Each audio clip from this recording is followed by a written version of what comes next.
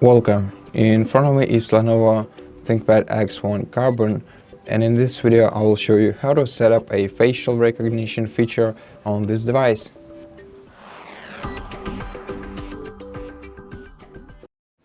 So first, open the Start menu, go to Settings,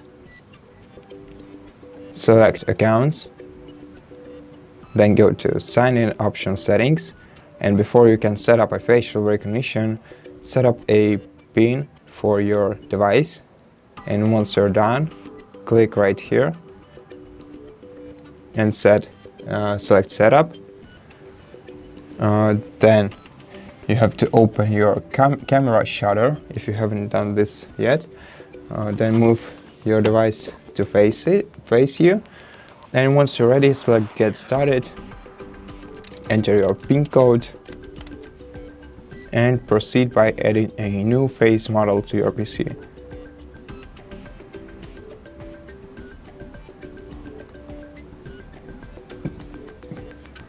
And once it's done, click Close, and right now let's check if I can unlock my PC using this feature. So first, let's put it on a lock screen and then try to unlock it using our face. Sign in options, click right here, and as you can see, it went smoothly. So that's it for this video.